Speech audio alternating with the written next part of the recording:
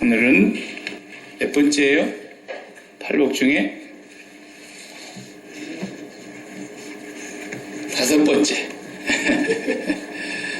다섯 번째 복이에요, 오늘. 네. 복 받기 싫으신가?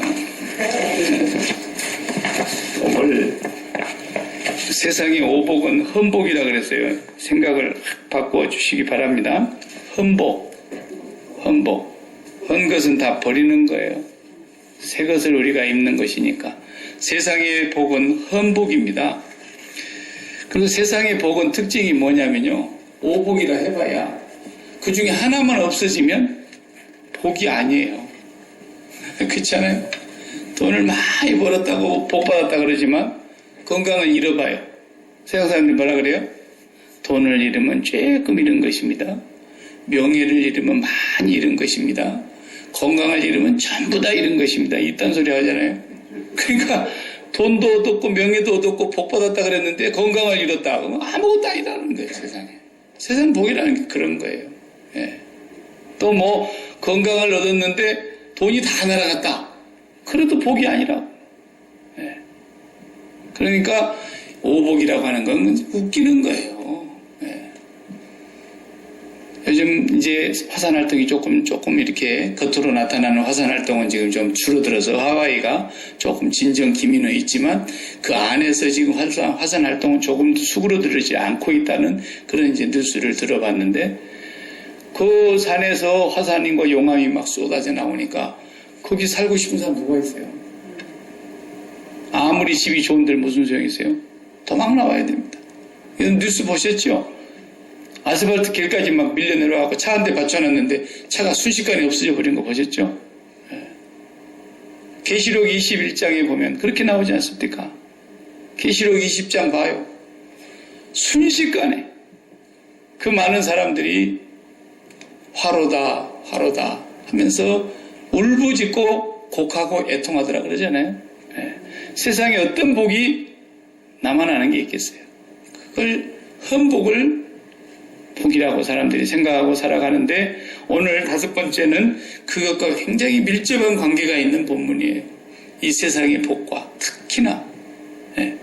그러니까 이 예수님이 말씀하시고 이 땅에 오실 때 가지고 오시고 우리에게 약속하신 복은 살면서도 이 땅에서 우리가 100% 다 천국이 아니기 때문에 이 땅이 100% 우리가 누리고 산다는 말은 불가능할지라도 이미 100% 보장을 받고 있고 우리가 그 축복의 그늘 아래서 그 기운을 힘입어서 사는 거예요. 이 세상에서. 그러니까 예수님의 복은 뭐냐면 마치 우리가 이렇게 물건이 둥그렇게 생긴 물건은 그냥 한 면이라 그러죠. 한 면, 둥그렇게. 그러나 각이 져가지고 있는 것은 사각으로 되어 있으면 사면체라 그러고 육각으로 되어 있으면 육면체라 그러고 또 팔각으로 되어 있으면 팔면체라 그러고 여덟 면이 있는 거죠. 그런 것처럼 이 예수님의 산상보훈에서 우리에게 가지고 오셔서 주신 복은 하나님의 복의 하나 8가지의 면으로 볼 수 있어요. 8가지 면, 팔면체처럼. 그래서 전부가 연관이 있어요. 뚝뚝 떨어져 있는 게 아니에요. 세상 복은 다 뚝뚝 떨어져 있어요. 그래서 아무리 뭐 어쩌고 저쩌고 해도 돈을 못 벌었다 그러면 누가 복 받았다 그럽니까? 예. 그리고 또 돈을 많이 벌었다 그래도 건강이 뚝 떨어져 나가봐요. 복이 아니라 그런다니까. 그러니까 상관이 없어요, 서로. 밀접하게. 그러나 이 예수님의 팔복은 8면의 복으로서 이렇게 봐도 복이고 저렇게 봐도 복이고 예수님의 복은 정말 완벽한, 그래서 일본의 천국을 주시는 심령이 가난한 자에게 주시는 복, 마음이 가난한 자, 그러니까 마음을 다 써서 하나의 마음도 남아있지 않는 사람의 복이란 말이에요. 이게. 예. 제가 늘 비유에 늘 자주 쓰는 말이지만 나한테 지금 전 재산이 500불이 있었다면 500불을 다 써버렸다 이거예요. 1센트도 남기지 않고 500불짜리 어떤 물건을 사버렸다 이거예요. 그래서 돈을 다 썼어요. 이제부터 내가 캐시가 한 푼도 없어요. 다 썼어요. 그런 뜻이에요. 심령이 가난하다는 말은. 돈을 다 써버려서 돈에 대해서는 가난한 거 아닙니까? 심령을 다 써버렸다는 거예요. 근데 그 심령을 쓴 자리가 어디에다 써버렸어요? 천국에다 다 써버렸어요. 마음을. 하나님께 다 써버렸다.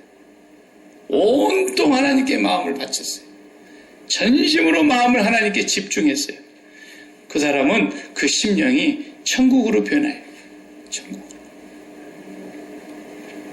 그 하나님의 복은 그래서 천국이 첫 번째 나에게 현실로 느껴지고 만져지지 않는 보이지 않는 천국이지만 실제로 내 삶에서 제1번에 뭐가 되는 거예요?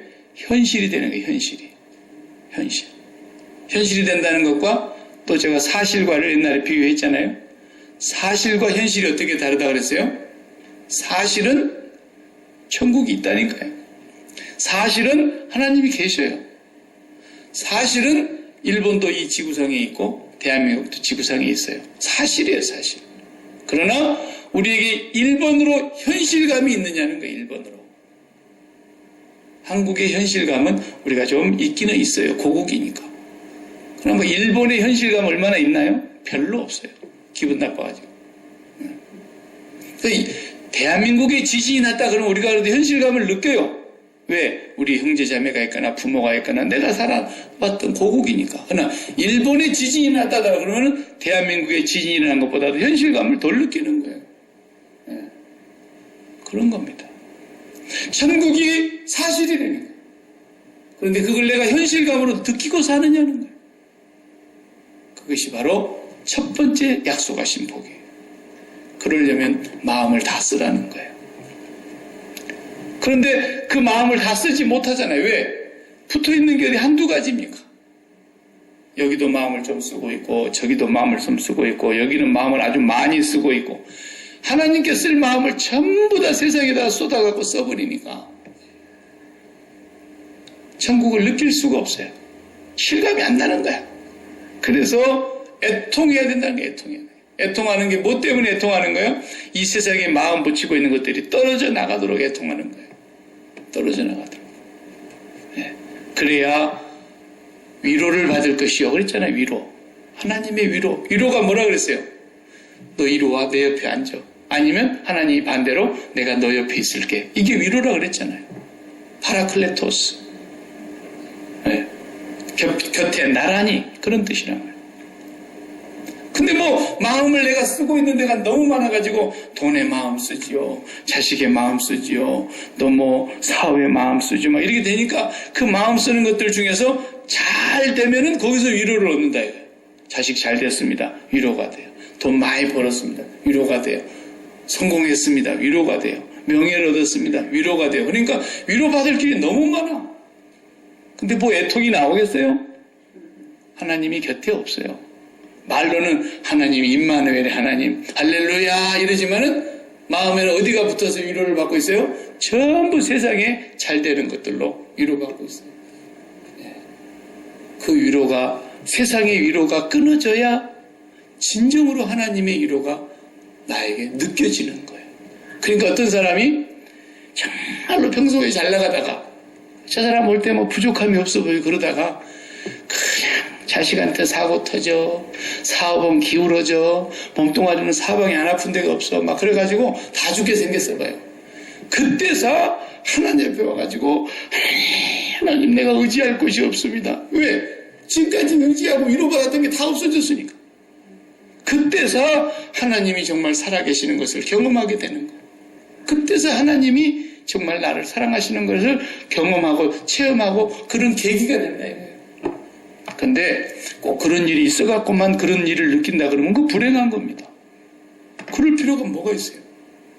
내게 잘 되는 것이 많아도 부족함이 없어도 내가 그것에 마음 붙이지 아니하고 마음을 하나님께 쓰고 그것들에 대해서 세상에서 십자가에 못 박힌 자가 되고 세상이 나에 대하여 또 십자가에 못 박힌 자가 되고 그렇게 하면서 하나님이 나와 함께 계시는 위로를 얻는 것이 제일 중요하다 이거예요. 그런 복을 하나님이 직접 우리에게 약속하셨고 예수님이 갖고 오셨고 지금도 그 복은 계속 유효한 거예요. 온유한 자, 그것도 역시 도덕이 아니라 그랬죠. 하나님과 나 사이의 관계에서 내가 온전히 죽고 하나님으로만 숨쉬고 움직이는 걸 말해요. 그래서 모세가 제일 온유함이 승하다 그랬죠. 구약시대 인물 가운데는. 신약에서는 뭐 예수님이 말할 것도 없죠. 나는 마음이 온유하고 겸손하니 내게 와서 내 멍에를 메고 나한테 배우라. 그 온유함은 얼마만큼 온유합니까? 십자가의 아버지의 뜻이 이루어지기 위하여 자신을 복종시키사 죽기까지 온유하셨어요. 근데 조금만 불편하게 자기 뜻대로 안 돼도 그냥 못 견디고 그런 사람은 온유한 사람이 아니에요. 하나님 앞에서. 모세는 그냥 하나님이 백성이 뭐라고 하든지 말든지 하나님의 구름이 떠올라야 움직이는 거지 절대로 꼼짝도 안 했어요. 모세 언제 가오리? 여기 눈앞에 빤히 보이는데 저걸 왜 지금까지 안 가고 1년 동안 여기서 텐트 치고 있어? 빨리 갑시다. 안 가는 거예요. 다윗도 온유했어요. 다윗이 돈이 많은 사람이고 부자인데 하나님이 기뻐하실 것 같아서 성전을 짓겠다고 그러는데도 하나님이 안 돼. 너는 짓지 마. 네 아들의 네 몸에서 난 자에게 내가 맡길 거야. 그러니까 다윗은 안 지었어요. 돈이 없어서 안 지은 것도 아니고 사람이 없어서 능력이 없어서 안 지은 것도 아니고 하나님이 하지 마. 그러니까 안 한 거라니까. 그러니까 돈이 있어서 돈 가지고 마음대로 하는 것도 온유한 게 아니에요. 하나님이 허락하셔야 되는 거죠. 의에 줄이고 목마른 것. 지난주에 우리가 보았죠? 의는 하나님이 내 마음에 든다라는 거예요. 하나님이 내 마음에 든다라고 하는 것은 한 곳밖에 없어요. 한 곳. 신약에 와서. 예수님께서 요단강에서 세례를 받고 올라오실 때 하늘로부터 음성이 들렸어요. 뭐라 그랬어요? 이는 내 사랑하는 아들이요 내 기뻐하는 자라 그랬어요. 또 예수님이 변화산에서 올라가서 그 찬란한 영광스러운 모습이 변화될 때에 하늘에서부터서 베드로와 야고보와 요한이 듣는 데서 무슨 음성이 들렸어요? 이는 내 사랑하는 아들이요 내 기뻐하는 자라 너희는 저의 말을 들으라 그랬어요. 헛소리 하지 말고. 그랬다가 그러니까 하나님의 마음에 들어야 돼요. 하나님 마음에 드는 것은 예수 그리스도와 함께하고 예수 그리스도와 동행하고 예수 그리스도와 연합하는 것밖에 없어요. 그 외에는 우리가 하나님의 마음에 들 수 있는 구석이 아무것도 없습니다. 그걸 알으셔야 돼요. 그래서 이 예수님께서 처음 설교하신 내용이 산상보훈은 예수님이 가는 목적지가 어디예요? 예수님이 이 땅에서 어디가 당신의 목적지였어요? 이 땅에서 목적지가? 십자가예요. 십자가를 향해서 그냥 예수님이 아무 생각 없이 오셨다가 갑자기 어느 날 갑자기 십자가가 툭 다가와서 어이쿠 하나님의 뜻이라면 내가 져야지 이런 게 아니에요. 오시기 전에 이미 죽기로 작정하고 하늘에서 오신 분이세요. 한순간도 그분이 십자가를 잊어버리고 사실 리가 없어요. 그렇다고 한다면 그 종착역이 당신이 이 땅에서의 삶은 당신이 하나님의 뜻을 이루기 위해서 종착역은 십자가에 죽는 거예요. 우리의 구속주가 되어서 우리의 죄를 대속하시기 위해서 죽기 위해서 왔다라는 것을 주님이 말씀하신 거예요. 모든 사람들에게 섬김을 받으려 한 것이 아니라 도리어 섬기려 하고 뭐라 했어요? 자기 목숨을 대속물로 주려 하고 왔다 그랬잖아요. 그러면 예수님의 목적지가 거기 십자가에서 죽는 것이었는데 설교 한마디가 예수님의 십자가와 연결이 안 된다고 한다면 가짜입니다. 가짜예요. 구약의 모든 것이 예수 그리스도께 초점을 맞추고 있었다 그랬죠. 구약의 모든 곳에 예수 그리스도가 그림자로 드러나 있어요. 그 예수 그리스도가 실체가 오셨는데 그분의 종착역이 십자가일진데 부활이 그분의 종착역이 아닙니다.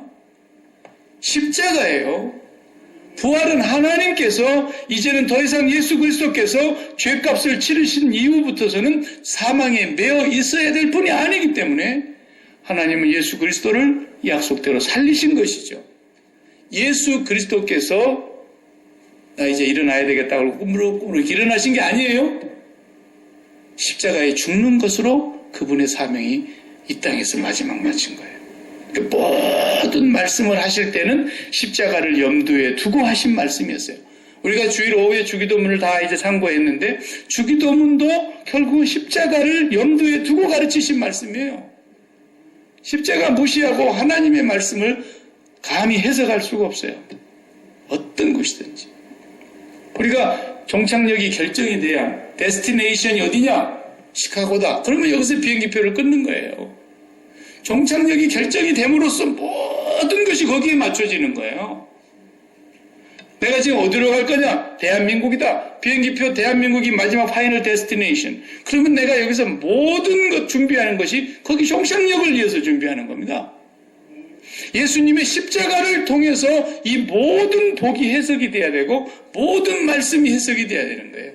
그걸 염두에 두고 말씀하신 거기 때문에. 그래서 누차 얘기했지만 십자가를 그냥 평상시에 잊어버리고 살고 그 고난절 사순절이 나왔을 때는 한 번씩 이렇게 십자가 설교 듣고서 예수님의 십자가가 무슨 자기를 구원하셨다고 이렇게 살고 가는 사람들은요, 내가 볼 때는 한 10명 중에 9명은 가짜입니다. 10명 중에 9명은 가짜예요. 내가 자신 있게 얘기할 수 있어요. 목사라도 가짜입니다. 목사라도.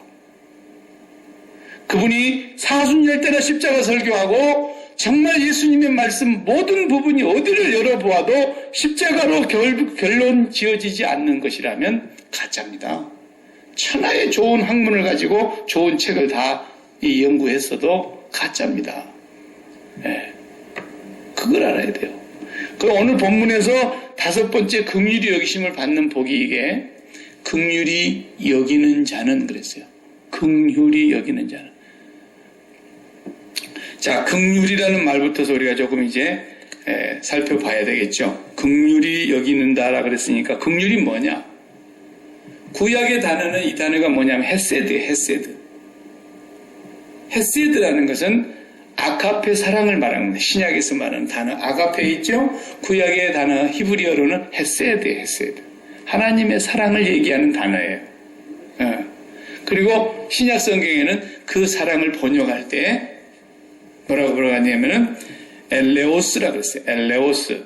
이것이 긍휼이라고 말로 번역도 돼요. 그러니까 사랑을 긍휼으로 번역했어요. 그래서 번역이 다 달라요. 자비로 번역된 데가 있고 어떤 데는 긍휼로 번역된 데가 있고 어떤 데는 사랑으로 번역된 데가 있고 어떤 데는 동정한다라는 말로 번역된 데. 똑같은 단어인데 그 문맥에 따라서 번역만 달라요. 그러면 저는 사실 솔직히 말해서 사랑과 동정과 긍휼과 자비가 어떻게 차이가 있는지 나는 설명을 못 하겠어요. 국문학자가 무슨 단어적인 설명으로 한다 그러면 우리가 사전을 찾아보면 차이는 있겠죠. 그러나 사랑이라는 단어와 긍휼이라는 단어와 자비라는 단어와 동정이라는 단어가 따로 있는 게 아니라 다 헤세드, 엘레오스 그걸 그렇게 번역만 한 것이라니까요.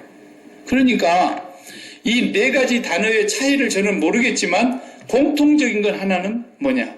이 4가지가 다 그 속에 무슨 뜻이 담겨져 있냐면 불쌍히 여긴다 그런 뜻이 담겨져 있어요. 불쌍히 여긴다라는. 그래서 긍휼이라는 말이 불쌍히 여기는 거거든요. 그런데 사랑도 불쌍히 여기는 거예요. 동정도 불쌍히 여기는 거예요. 자비를 베푸는 거 불쌍히 여기는 거예요. 다 그 뜻이 공통적으로 그 안에 담겨져 있어요. 그러니까 이제 다시 불쌍히 여긴다는 말로 바꿔서 읽어봅시다. 불쌍히 여기는 자는 불쌍히 여김을 받을 것이며 그 말과 같아요. 불쌍히 여긴다. 그러면 이제 누구를 불쌍히 여길 건가는 여기 설명이 없어요. 누구를 불쌍히 여길 거냐? 그러면 도덕적으로 이 본문을 보게 되면 당연히 누구를 불쌍히 여깁니까? 형편이 찢어지게 가난한 사람. 너무너무 비참하게 형편이 어렵게 처해 있는 저 아프리카의 기아와 난민 속에서 허덕이고 있는 불쌍한 사람들. 전쟁이 난민이 돼가지고 죽지 못해서 살아가고 있는 불쌍한 서지에 있는 노인 사람들. 이런 가난해가지고 하루 한 끼 벌어서 먹고 살기도 힘들어서 거지가 되어가지고 나그네가 되어가지고 그렇게 살아가는 사람, 이런 사람들을 불쌍히 여기라는 뜻일까요? 오늘 본문은 그런 뜻이 아닙니다. 그런 말이 아니에요. 그것은 저 불교에서 말하는 자비예요. 자비. 불교가 말하는 자비. 불쌍히 여기는 거. 네. 기독교에서 말하는 긍휼, 자비, 동정, 긍휼, 불쌍히 여김, 사랑, 이런 것은 하나님과의 관계 속에서 말하는 거예요. 이 8가지 복이 다 하나님과의 관계에서 나오는 건데, 그러면 아주 여러분이 이해가 되기 쉽게 말씀드린다면, 그냥 우리 동네에 빌 게이츠가 살잖아요, 워싱턴주에. 그 빌 게이츠를 불쌍히 여겨야 돼요. 돌아가신 스티브 잡스는 이제 예수도 안 믿고 죽어버렸으니까 뭐 그거 어떻게 할 수가 없잖아요. 거기는 하나님의 뜻이 끝나버렸으니까. 투자의 기재라고 하는 워런 버핏이 얼마나 돈을 많이 갖고 있는지는 모르겠지만, 그래도 미국에서는 투자에서 제일 많이 번 사람으로 세계적으로 알려져 있는 귀재 아닙니까? 그 워런 버핏을 우리가 불쌍히 여겨요. 저 가난해갖고 먹고 살기 없어서 헐벗고 굶주리고 있는 사람들을 불쌍히 여기는 것 똑같이 빌 게이츠를 불쌍히 여기고, 저기 아마존으로 요즘 전자상거래 해가지고 세계에서 제일 큰 시장을 가지고 있는 제프 베조스라고 하는 아마존의 CEO, 저 사람 우리가 불쌍히 여겨야 돼. 스타벅스의 회장 슐츠 이제 사임을 하고 다 물려줬는데, 그 슐츠 그 회장도 불쌍히 여겨야 돼. 트럼프는 우리가 좀 불쌍히 여길 필요는 없을 것 같아요. 왜냐하면 예수 믿으니까. 문재인 대통령 정말로 불쌍히 여겨야 돼요. 정말로 불쌍히. 삼성 이건희 회장 지금 살았는지 죽었는지 병석에서 누워서 일어나지도 못하고 있는데 불쌍히 여겨야 돼요. 정말로 불쌍한 사람이에요. 그렇게 불쌍할 수가 없어요. 그게 불쌍히 여기는 거예요. 가난한 사람들만 불쌍히 여기는 그런 도덕과 윤리를 강령을 말하는 게 아니에요. 하나님이 없는 사람들은 가난하든 부하든 성공했든 실패했든 누구를 막론하고 여기 어떤 전제가 없어요. 누구라도 예수가 없고 하나님의 나라가 없는 사람은 진짜로 불쌍한 사람이에요. 너무너무 불쌍한 사람이에요. 저크버거 페이스북 CEO 얼마 전에 정보가 누설돼가지고 막 영국 청문회까지 끌려가고 미국 청문회 나가서 막 변명하고 그랬잖아요. 그 친구가 얼마나 부자인지 몰라요. 나이 이제 뭐 40 간 넘었나요? 이 젊은 친구가 세계에서 부자예요. 그래도 그를 불쌍히 여겨야 돼요. 세상에 그렇게 불쌍한 사람이 또 있을까 할 정도로 불쌍해요. 그 사람 들으면 기가 막히다 그러는지 몰라도, 당사자가 들으면 기가 막히다 그러겠지. 아니 내가 왜 불쌍해? 그렇죠. 그 사람들은 모르는 거예요. 이 불쌍히 여긴다고 하는 것은 항상 뭐가 전제가 깔려 있느냐 하면 차이가 있다는 거예요. 차이가. 자, 그렇게 돈 많은 사람들이 자녀가 얼마나 귀중하겠어요. 누가 인터넷에다가 빌 게이츠 사는 집을 올려놨더라고요. 나 그 집에 가보지도 못했는데 집이 섬 하나예요. 그리고 그 섬 하나가 다 집인데 그건 집이 아니더라고. 내가 보니까 궁궐이야. 궁궐. 옛날 저 제정 러시아 시대에 그 제가 여름 궁전 겨울 궁전 가봤는데 그 러시아 땅에 그 레닌그라드라죠. 지금은 옛날에는 그 피터스버그라 그랬는데 거기에 가서 보면은 겨울 궁전 여름 궁전을 하루 종일 구경해도 다 못 봐요. 내가 사진을 한 번에 다 잡아보려고 아무리 찍어보려도 한 번에 사진이 안 들어가는 거예요. 제 카메라에. 너무 커서. 저 멀리 한 오리 밖으로 나가야만 그 사진이 들어올는지 모르겠는데 앞에서는 안 돼요. 제 카메라. 너무 커서. 빌 게이츠 집이 그런 집이더라. 그래도 그 사람을 볼 때 사도 바울이 뭐라 그러겠어요? 빌 게이츠요. 내가 오래 살지 못하고 목이 뚝 잘려서 순교를 당했는데, 그리고 내가 죄 없이 재판을 받으려고 지금 묶여있는 몸으로 이렇게 가이사에게 상소하고 있는데 내가 이렇게 묶인 것을 제외하고는 당신이 나와 같기를 바랍니다. 이러는 거예요, 바울이.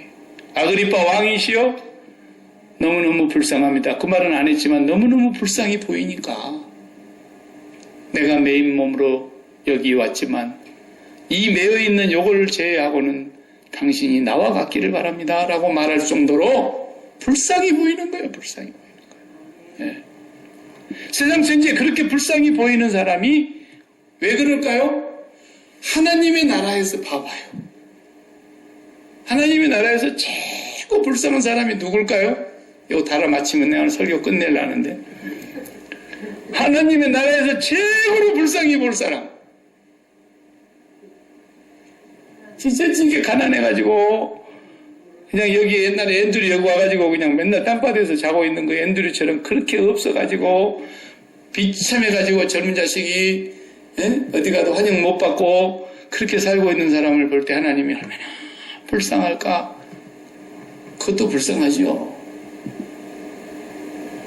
너 예수 믿어야 된다 내가 여러 번 얘기했는데, 그런데 그보다도 더 불쌍한 것이 뭔지 아세요? 하나님 보실 때 이 세상에 오복이 전부인 줄 알고 오복을 꽉 붙들고 거기에 인생을 쏟아서 살고 있는 그 사람이 제일 불쌍한 거예요. 제일 불쌍한 거예요. 하나님의 나라에서는 순번을 어떻게 정해요? 다 인생이 달리잖아요. 전부 어디로 향해서 달립니까? 온 인류가 다 오복을 향해서 달리는 거예요. 보세요. 안 그런 사람 있는가? 오복을 향해서 막 인류가 달려가고 있는데 저 꼴찌에 처져 있는 사람 누구예요? 없는 사람. 명예도 없고 돈도 없고 건강도 없고 사업도 없고 뭐 변변한 뭐 집도 없고 차도 없고 절도 없고 아무것도 없는 사람은 꼴찌에서 지금 허덕거리면서 아무리 따라가도 못 따라갈 것을 지금 달리고 있는 거예요. 그런데 예수님이 나타나셔가지고 갑자기 호루라기를 휙 불더니 뒤로 돌아 갓 그려버리는 거예요. 그러니까 저만큼 1등에 곧 다다를 사람은 호루라기 소리를 들어보니 기가 막힌 거야. 나 지금 몇 발짝만 뛰면 나는 골인 지점에 1등에 도착하게 돼 생겼는데 이쪽에서 호루라기 불어서 고개를 돌려봤더니 뒤로 돌아가래. 그러니까 여기 꼴찌 달리던 사람들은 몇 걸음만 달리니까 다시 1등 됐잖아. 예수님 그러셨잖아요. 먼저 된 자가 나중되고 나중된 자가 먼저 될 거라고. 그러니까 예수를 믿고 비록 내가 저들과 같이 세상에서 다른 길에서 1등은 못하고 명예나 권세나 돈이나 성공이나 출세나 어떤 것 부분에서도 내가 그 사람들을 죽어라고 따라가도 못 따라가요. 내가 어떻게 빌 게이츠를 따라가서 이기겠습니까? 못 따라갑니다. 아무리 백방으로 내가 애를 쓰고 놀아도 노력을 해도 안 됩니다. 그런데 주님이 뭐라 그래요? 뒤로 돌아 갓 그려버리는 거예요. 한 방에 그냥 한 방에. 그러니까 내가 하나님의 나라를 가지고 있다고 한다면 천국에서 하나님이 보실 때 제일 불쌍한 사람이 오복이 전부인 줄 알고 꽉 붙들고 아니면 그것을 아직도 얻지 못해가지고 더 많이 얻어보려고 키를 쓰고 달려가고 있는 사람들. 거기다가 마음을 온통 다 쏟고 인생의 모든 정열을 다 쏟고 가고 있는 사람들. 하나님 볼 때 제일 불쌍하죠. 제일 불쌍하죠. 그래서 불쌍히 여기는 것은 이 낙차가 클 때만이, 차이가 클 때만이. 근데 저렇게 돈이 많은 사람들이요, 만약에 자녀가 유괴범한테 잡혀갔다고 한번 해봐요. 저렇게 돈 많은 사람들이 자녀가 유괴범한테 잡혀갔는데 생사를 알 길이 없어. 도무지 종적을 알 수가 없어. 죽었는지 살았는지. 차라리 돈을 요구하면 억만금이라도 주고 찾아오기라고 하겠는데 소식도 없고 잡혀갔다는 건 확실한데 이래 돼봐요. 얼마나 속이 애가 탈까요? 상상을 우리가 할 수밖에 없죠. 안 당해봤으니까. 그런데 그렇게 자식에 대해서 안타까운 만큼이나 비교할 수 없을 정도로 더 하나님께서는 그 사람들을 불쌍히 여기고 있는 거예요. 너무너무 안타까운 거예요. 하나님 보실 때. 그게 하나님의 마음인 거예요. 그렇게 긍휼히 여길 수 있어야 된다라는 거죠. 여러분, 옛적에 어떤 프로에 보니까 지금 하는가 모르겠는데, 부러워하면 그러니까 지는 거예요. 뭐 이러더라고요. 부러워하면 이미 진 거라는 거예요. 부러워하면. 그러잖아요. 그 사람들이 다 뭔가를 부러워하고 있어요. 그럼 이미 진 거예요. 내가 어떻게 빌 게이츠를 보고서 무슨 수로 내가 그 사람을 불쌍히 여기겠냔 말이에요. 그런데 땅에서 그렇게 높아진 사람도 내가 불쌍히 여길 수 있더라 이거예요. 어떻게? 지가 아무리 올라가 봐야 하늘 아래 메이로다. 에? 태산이 높다 하되 하늘 아래 산이지 뭐. 산이 하늘을 찌를 산이 어디 있겠어요? 태산이 높다 하되 하늘 아래 산이다 이거. 그러면 우리는 하늘로 가면 되겠네. 그렇잖아요? 우리가 하늘로 올라가면 모든 것이 하늘 아래 매인데, 하늘 아래 산인데, 우리가 비행기만 타고 올라가 봐도, 내가 비행기 타고 와서 내가 창밖에 내려다보면서 내가 그런 생각 많이 했어요. 저 빌딩이 높은지 낮은지 알 수가 있나? 위에 꼭대기에서 내려다보니까 높은 것도 낮은 것도 구분이 안 되고, 에? 아주 내려와 보기 전에는 구분되는 게 없어요. 저 속에 사람들이 바글바글 살 텐데 무슨 생각들을 하고 사는지. 우리는 공중에 올라가 있으니까 다 하찮하게 보이더라. 아니, 좀 높은 공중 아니고 요 적당한 공중에 올라가서 여기 취미생활 하는 사람들, 패러글라이딩, 낙하산 타고 공중으로 이렇게 날아다니는 사람들 보셨죠? 그 사람들요, 정말 취미 중에 정말 고상한 취미입니다. 하늘로 올라가가지고 바람을 타고 바람아 불어라. 정말 하늘바람 타고 하루 종일 떠 있으라고 하면 하루 종일 떠 있고 싶은 거예요. 배만 안 고프면. 우리 마음이 그렇게 올라가면 되는 거예요. 우리 마음이 하늘로 올라가면 아무리 세상에서 대통령이 최고 높은 자리인 건 분명하죠? 정치적으로. 그러나 그 사람이 최고 높은 산봉우리일 뿐이에요. 산봉우리. 하늘 아래 메이로다. 우리 마음이 하늘로 올라가면 다 불쌍히 보이게 됩니다.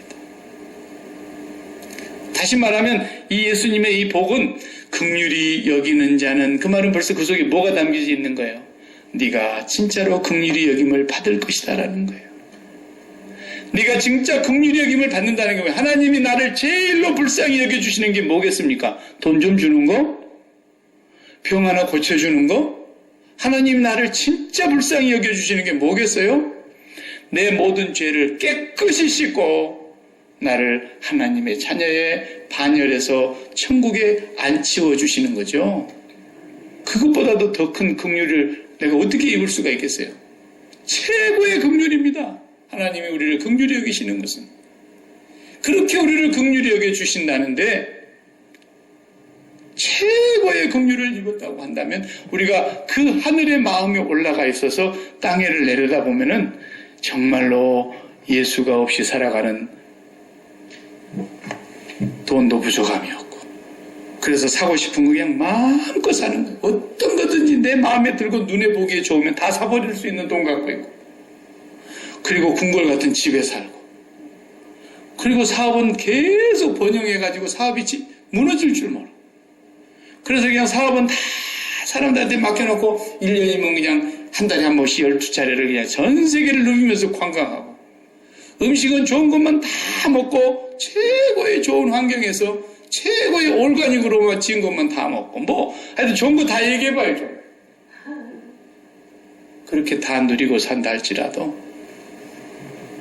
하늘에서 하나님이 보실 때는 하나님의 긍휼과 자비하심을 입지 못하는 그 영혼이 제일 불쌍한 거래요. 제일 불쌍. 나는 빌 게이츠가 예수 잘 믿는지 안 믿는지 뭐 몰라요. 전제 조건은 그거예요. 예수가 없다면 누구라도 제일 불쌍한 사람이다. 이렇게 불쌍히 여기는 사람이 천국 갖고 있는 사람이에요. 절대로 부러워하지 않는 거야. 누가 부러워하면 지는 거예요. 절대로 부러워하지 않는 거예요.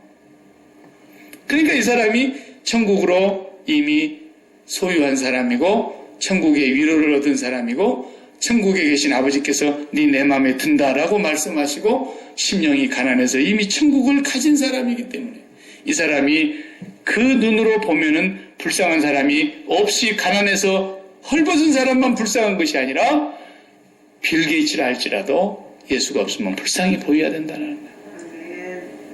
여러분이 그런 눈을 갖고 산다면 여러분 복받은 사람입니다. 실로 그렇죠. 네. 누군가가 부러워가지고 나는 어느 때나 저렇게 좀 살아보기를 하나, 이런 사람은 아직도 하늘 아래 메이로다예요. 아무리 높아봐야 산봉우리 끝이에요. 저와 여러분이 하늘로 올라가기 위해서는 한 가지 길밖에 없는 거예요. 그래서 세상에 대해서 죽고 죽은 자만 하늘로 올라가게 돼 있어요. 그래서 그 길이 십자가의 길인 거예요. 예수님의 모든 말씀은 십자가가 정답이에요. 누가 묻거들라면 십자가라 그러세요. 예? 틀린 대답이 아니에요. 틀림없이 십자가가 정답이에요. 왜? 갈라디아서 6장 14절에 그랬잖아요. 나는 예수 그리스도와 그의 십자가에 못 박힌 것 외에는 아무것도 자랑할 것이 없나니 그랬잖아요. 뭘 자랑해요? 뭘?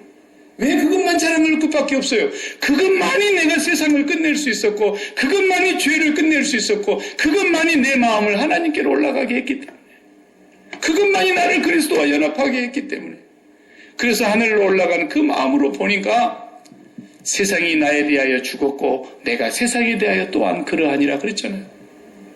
그게 하늘로 올라간 사람은 다 땅에 대해서 죽은 사람입니다. 비행기 타고 있는 사람들이 땅하고 무슨 상관이 있어요? 헬리콥터 타려고 그러면 어떻게 돼요? 땅에서 1cm라도 떠야 헬리콥터가 뜨는 거예요. 그게 1cm도 안 뜨면 그건 뭐예요? 고철덩어리죠. 아무것도 아니에요. 비행기가 땅에만 있으면 무슨 소용이 있어요? 고철덩어리지요. 이게 땅을 박차고 땅에서 죽고 땅에서 일어나야 되는 거예요. 땅에서 올라가 버리는 거예요. 그래서 비행기죠.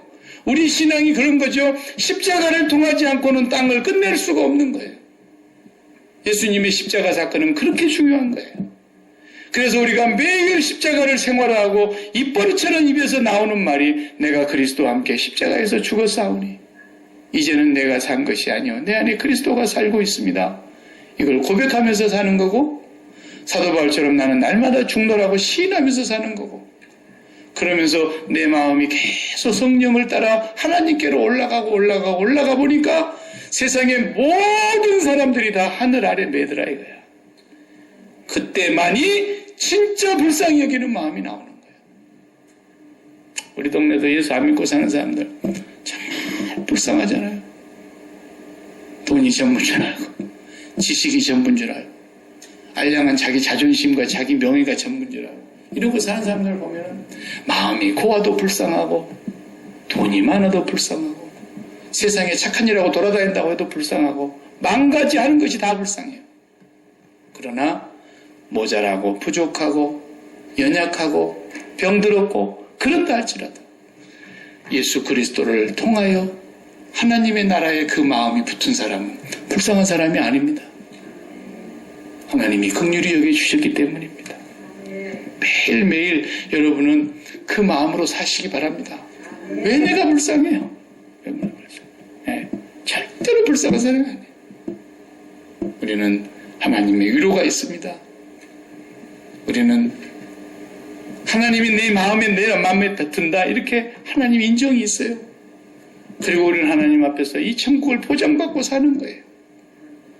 어느 누가 불쌍하겠습니까? 아무도 불쌍한 사람이 없어요. 축하드립니다. 기도하십시다. 축하드립니다. 하나님 감사합니다. 세상에서는 없는 자 같으나 모든 것을 가진 자요. 세상에서는 버림받은 자 같으나 하나님께서는 우리를 가장 소중한 백성, 그 자녀로 삼아주셨고 천국의 시민으로 우리를 인쳐주신 것을 감사합니다. 하나님, 세상에 살면서 우리가 마음에 붙이고 있는 것은 오직 하나님 한 분이 되기를 날마다 간구하고 소원하게 해주시옵시고 주님 가르쳐 주신 그 기도문 매일매일 드리며 우리의 마음이 아버지께로 더 가까이 나아가게 하여 주시옵소서. 오늘 또 우리가 바라다 볼 때에 예수 없는 사람, 그것이 우리의 가까운 이웃이든 아니 우리 혈육을 나눴던 한 가족이든 아니 부부이든 누구라도 예수 없는 인생이 얼마나 불쌍하며 얼마나 안타까우며 얼마나 처절하게 저주받은 삶을 살아가고 있는가를 저희들이 영안을 열어 볼 수 있게 하여 주시옵소서. 오늘 또 사망의 그늘에 앉아 죽어가는 나의 백성들을 보시며 누가 저들을 향해서 복음을 들고 갈 것이냐? 누가 나의 사랑하는 자녀들을 구원할 것이냐? 주님께서 오늘 또 말씀하고 우리를 부르시는 줄로 믿습니다. 오늘도 내 집 근처 이웃으로 더 멀리 나아가서는 사마리아와 땅끝까지 이르러 주님의 복음을 들고 나아가는 모든 손길, 모든 발걸음 되게 하여 주시옵소서. 멀리 나아가서 선교하는 자들도 귀하지만 우리 주변의 이웃에 예수가 없는 사람들을 향하여 정말로 불쌍히 여기는 마음을 가질 수 있는 저희들 되게 하여 주시옵소서. 예수님 이름으로 기도하옵나이다. 아멘. 아멘.